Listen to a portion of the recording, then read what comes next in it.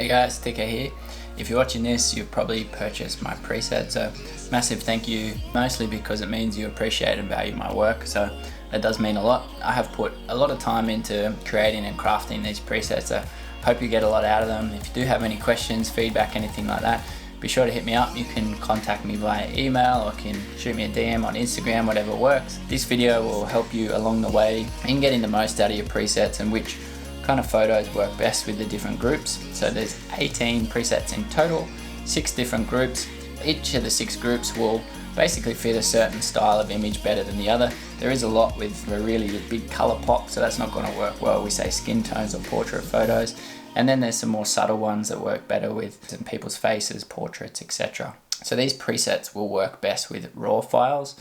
Now you can use them with JPEG and other files, but RAW will definitely work best. So from the 18 presets included, none of them actually include white balance or exposure. So you'll need to go through and adjust this yourself. Some of them do have radial filters, only a few of them, not all of them. So you also need to go through and use that radial filter, adjust it to where the light source is, move it to where your subject is on some of them. We'll talk through that as I get to each of the presets. The other thing is most of them don't include a profile, so you can go through and select your own profile, like portrait, landscape, whatever it may be if you like as well. So let's jump into Lightroom and get started. So let's start with the vibe presets. So these presets are going to work best with kind of sunset, sunrise, very blue sky, anything where you've got a nice light, so kind of golden hour will work quite well, or anything just with a bright blue sky. So we'll go through and apply it here. I've got this first one of Hojay at the beach. Shout out to Hotherside. Now, for this one, we can go through and probably select any of the vibe presets. You can see this one's a little bit blown out, so we can go through, adjust that. This one's got 2 radial filters. The first one is to add in wherever the sunlight may be. You can see the shadow of Hojay there, the sun. Even without this, you can see where the sun's coming from, so I'm just going to enhance that, increase that a little bit by placing it there. It's also got one to face around your subject, bringing some clarity to the center of the image. So that one was quite simple to apply there. Vibe 2, again, you'll have to go through and adjust the radial filter. This one's just got the light source. You do that.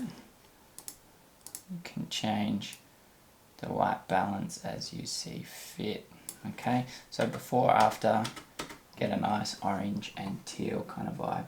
Now the last one, a little bit more subtle, but you do get that kind of darker blues and a bit more punch in the orange there. So also got a bit more contrast. So let's go to the next image. This one, Vibe 1, was specifically designed with this photo, so it'll work quite well.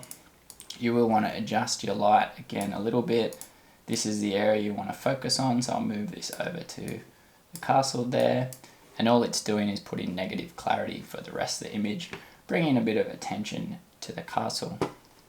So there we have that one. You may want to increase the exposure a little bit. Quick before and after. So that's Vibe 1. Next shot here we have at the 12 Apostles. This one works quite well with Vibe 2. Now I was going to include an extra graduated filter on this. When I actually edited the image, I used it, but I didn't include that because I decided it won't work with other images. It only works well with this one, and I just added a little bit more light there to the waves coming in. So there you have, very quick edit, Vibe 2. Next one, we'll see which one works best with this. Out of those, I'm probably going to select Vibe 2 and then tweak it a bit. So let's bring that kind of light source in, make it a bit smaller. Bring that into there. Done. Now we also need to bring up the exposure on this one. Bring that up to about there. And before and after, quick edit there. Okay, so remember all I've done there is adjust the exposure and also moved the radial filter to where it needs to be and adjusted the light for that. Next image, I know which one works best with this because I actually use it again to edit this one. Now move the light source to where the sun is. I may want to decrease that a little bit. I may even want to increase that a little bit on this one, which I've done there. Now often when I'm using light like this, obviously increase the exposure, often reduce the clarity, sometimes the texture, and sometimes do a bit of a dehaze as well. You can see the effect that gives there to kind of beaming light. Now, the last thing I actually did when I edited this one was include a bit of a graduated filter just to darken the sky and make it a bit more blue. So that's pretty much how I edited that image. That one I probably need to bring down a bit, but it depends on the look you're going for. So quick before and after. Now remember on this one, all I did there was adjusted again that radial filter, added an extra graduated filter to the sky. You don't have to do that. If I get rid of that one, you can still see it's come up quite nicely, but I often like to bring out those blues. So whenever you're editing sky, a graduated filter, because you can just bring it straight down in a linear pattern and it will be kind of a gradual. It's not going to apply a lot of blue to your image unless you bring it right down, is a really good way to do that. You can use the range mask and kind of further affect just the lighter part of the image, which is really useful as well. So that's not getting as much blue on the rock there as well. So that's quite handy. I often use that luminance mask when I'm editing bright skies. Okay, we'll do one more because this will be quite a quick one. It can work pretty much with any of them. Okay, I do like this last one, just give it a little bit more. Actually, maybe the second one. Move that light source again. Maybe give it a little bit more brightness. And white balance, I'll just check. And you're done. So quick before and after. So there we have the vibe presets, 1, 2 and 3. You can see kind of how they work with different images. Most of them, they give you that real kind of blue and orange kind of punch, which I like for these kind of landscape style photos, often when the sun's just dipping, but especially with this one, even just before sunset, they work quite well. You can apply them to different street scenes and other scenes as well. So the next one I'm going to go through is the 3 pop presets. Now, these will work quite well with some street shots. If there's a lot of skin tone, sometimes they mightn't work real well, especially this second one, which really brings out that orange. So it only works with a particular style of image, but I do like it with that particular kind of city or landscape type shot. So we'll go through each of those. The first one, again, this one was kind of based on the edit that I did for this particular photo, and that's pop 1. So you can see if I apply that already, it's pretty spot on. So that's pop 1. So this second image, actually pop 2, worked quite well. Now, you might want to adjust that light a little bit. You can darken it a tiny bit. And there you have kind of a before and after with pop 2. You can kind of see what it's done to some of these oranges. It's really made them really punch and really bright. You'll notice if you put that on someone's face, it's not going to work really well. This one, because most of the people aren't really the main subject, it hasn't caused too much of a problem. But if you apply that to, say, even an image like this, you're going to get those skin tones really punching out. You can always go down and adjust those. The best way to do that is use this selector tool, click on the color and just bring it down a little bit. So there you can bring that orange right down and then quickly still use that preset, but it's just brought the skin tones down quite a bit. Alright, so the next image, this one I think pop 3 works quite well with. You can go through and adjust the white balance a little bit. Too far, maybe darken it a little bit, bring those shadows up. So I have gone through and made some tiny adjustments there, but even with the preset itself, you can see what it's done to the color. So that one works quite well there. Here's another image that we used back in the vibe presets. You can go through Again, pop works quite well for that. I like what it's done with the blue and orange. You can see again how kind of luminant those oranges are. So again, be careful to what you apply this one to. And thirdly there, you've got kind of a bit of a desaturated look as well. So now, next one, let's go through street. Now I used to use this preset a lot on a lot of my Japan street photos. So you can see it works quite well. If we go through this first one, I'm going to select Street 2. Might make that a little bit brighter and make it a little bit more cooler. So then quick before and after. You can see how it's kind of got rid of the green, brought out a lot more blue, made it a lot more cooler, but that orange still pops nicely as well. Another street image here. Let's go Street 1 on this occasion. I'm just going to bring that one up a little bit, that white balance a bit, and then before and after. Again, a bit more subtle, but still a nice tone that you create there. This one's already quite orange. Let's bring that white balance down before we apply anything. See Street 3 there, Street 2, which works quite well, and Street 1. So I really like that one. Simple one click. Just needed to adjust that white balance a bit to bring out some of those blues. So next one, let's have a click through. So Street 1, quite like that. Street 2, a little bit darker. And Street 3, which is a bit more crunchier. So again, before and after, simple. Next one, again, 1, that one's quite nice. 2, a bit darker. 3, a bit crunchier. There, let's go with 1. Okay, again, I haven't even adjusted the white balance or the exposure on these, so it's worked quite well.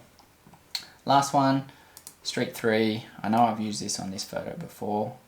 Bring up the exposure. There you have it, before and after. Can go through this image that I edited previously as well. See it a bit more on kind of daylight.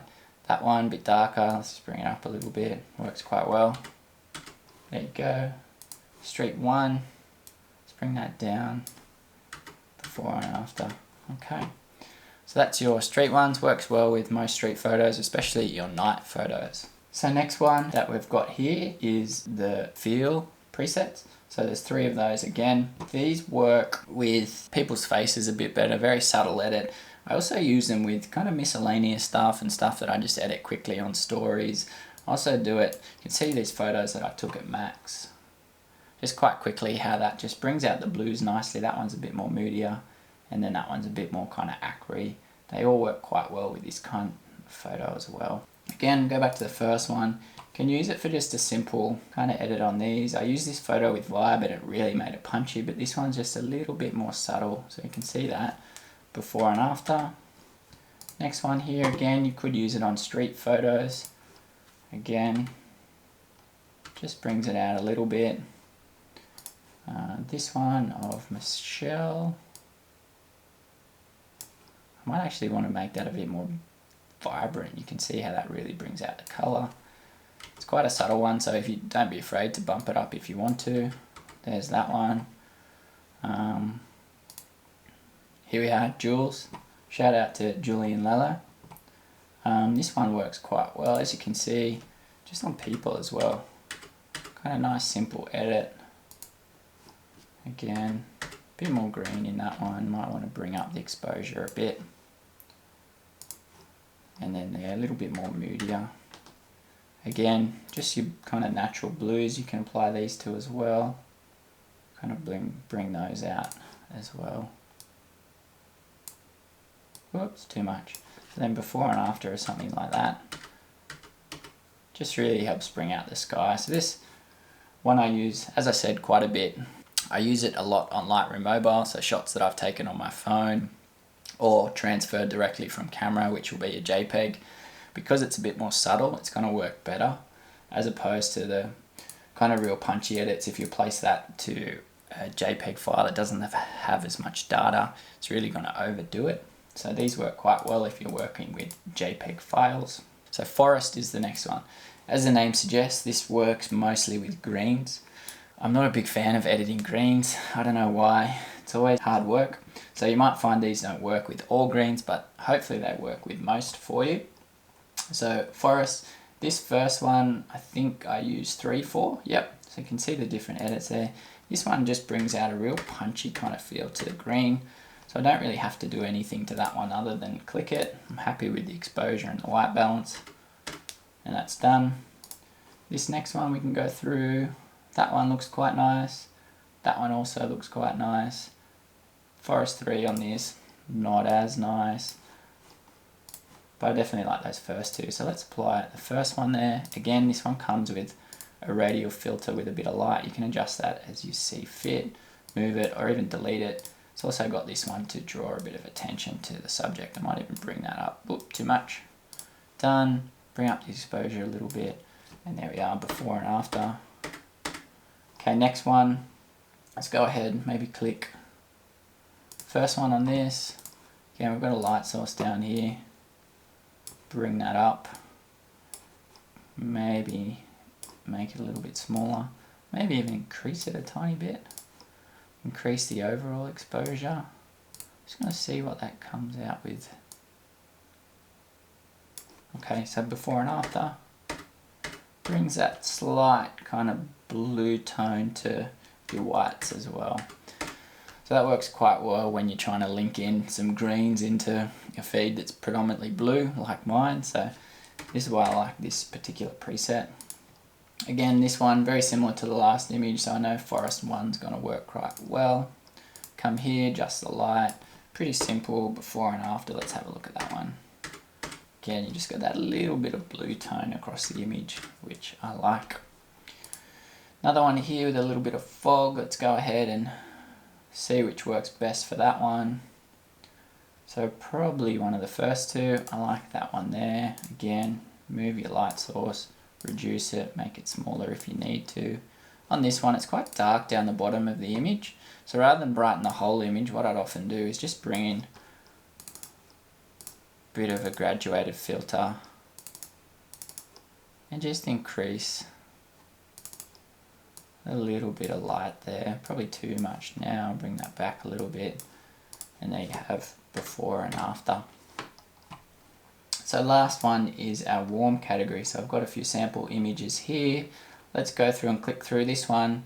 Warm 1, warm 2, warm 3. 1 and 2 work quite well with that. I could go ahead and apply either.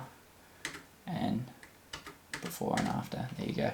Again, you can see this one's got a light source wherever you think that fits best. Over here on that one. Now the reason I put it over there, if I take it away, see there's already a bit of natural light here. So by putting it there, it just increases that a little bit. Next one. So again, those first two work really well for this image. Go through and make that a little bit warmer again. There we go, before and after. Quite nice. Hey, Jam Tuner, shout out to James. Where are we? Warm. Let's go warm 2. I just want to bring that exposure right down. I think maybe on this one I do want to bring that sky back, so again grab a graduated filter. It's the best way to do that. Quick before and after. Oops, it's gone back to how I originally edited the image, which you can see isn't too much difference to that preset there. Okay. Next one, I used this one before, but it works quite well with your warm as well. So this one here, go through, maybe apply that second one, just make it a little bit darker. May want to make it a little bit cooler as well. So quick before and after, there you have it. Next one, so here we have a portrait of Maya from Tokyo in Japan. This one works quite well with these warm presets, I feel. So again, this one's got a natural light source. I'm quite happy with there that's coming for, just touching her face. Quick before and after. So I really like that one there. Warm 2 just brings a little bit more blue. Again, you can adjust the light source and keep it coming this side or that side. Now, her face is probably a little bit too orange for my liking, so you can go through and just reduce that a little bit as well. Quick way to adjust your skin tones. Warm 3 on that one. A little bit more moodier, okay, a little bit less colour. And that works again quite well with any of these that are a similar kind of color and feel. So that's each category of the presets. Hope you found this useful. Hope you've worked out which ones you can use for your different photos. Remember to play around with them. Don't be afraid to adjust them a little bit if you feel you need to. It's really great to have something you can just click on and be done, but it's also really nice to play around with them. They can give you a really good starting point or a base edit. You can go and tweak it from there and kind of figure out your own style. For me personally, the way I got into editing was kind of finding presets of people I liked. I would purchase them, I would get them, I'd have a look how they edit things like the tone curve, how they edit their colors, and see what effect that has on an image. It helps you kind of learn and develop your own style, so it's really important. Remember, included in the pack there is a Lightroom guide, so if there's anything in Lightroom you're not sure about, jump in there. It's that you can search any particular part of Lightroom you want to know a bit more about, or you can go through and read it all, which if you're new to Lightroom I would definitely recommend. As I said, if you've got any questions, comments, feedback, please don't hesitate to hit me up. Thanks so much for watching. Again, thanks for purchasing and thank you for valuing my work. Until next time, peace out. I'm TK. Hope to catch you soon. Bye.